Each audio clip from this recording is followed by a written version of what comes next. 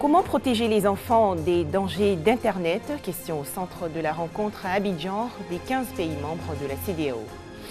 La Turquie approuve le renforcement des pouvoirs du président Erdogan, plus de 50% des suffrages. Dans ce journal, les détails de cette réforme constitutionnelle.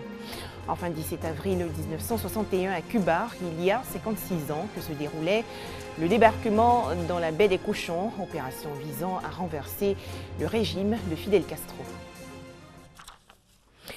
Bonsoir et merci de suivre RTI2. Internet, un outil de communication indispensable, mais il y a aussi sur la toile des sites qui ne sont pas pour les enfants, notamment les portails pornographiques. Il faut donc les protéger des dangers d'Internet. Les 15 pays membres de la communauté économique des États de l'Afrique de l'Ouest s'engagent aujourd'hui à assurer la protection des mineurs contre les dangers du web. L'Internet est devenu ces dernières décennies un des moyens de communication les plus efficaces dans le monde. Il est très utilisé en Côte d'Ivoire. Cette autre façon de s'informer en s'ouvrant au monde permet également de se divertir. Une utilisation qui n'est pas sans conséquences pour les usagers.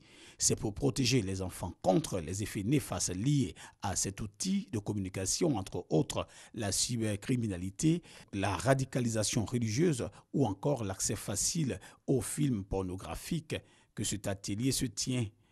Un cadre de validation du projet pilote de la CEDEAO sur la protection des enfants en ligne. La protection que nous voulons mener, c'est sur deux plans.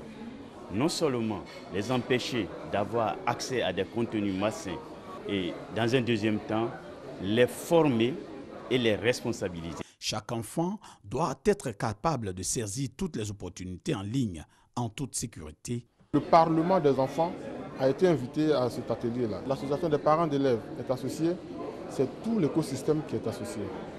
Ce projet va s'étendre très bientôt sur tout l'espace CEDEAO.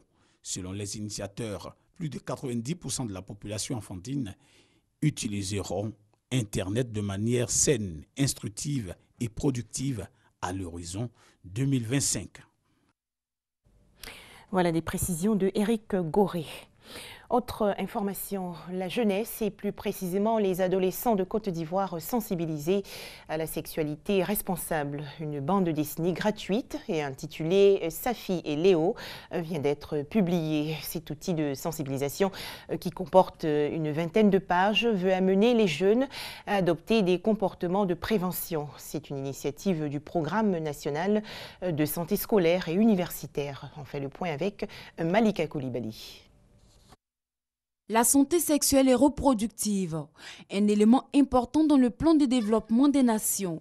Pour mieux l'intégrer, les acteurs du système éducatif ivoirien et les institutions internationales s'activent. Au nombre des efforts déployés, cette bande dessinée, Safi et Léo. Cette bande dessinée donne des conseils aux jeunes, les informations correctes aux jeunes pour qu'ils ne prennent pas de mauvaises décisions en ce qui concerne leur sexualité. En matière d'IST, en matière de VIH, c'est la population la plus vulnérable actuellement partout dans le monde.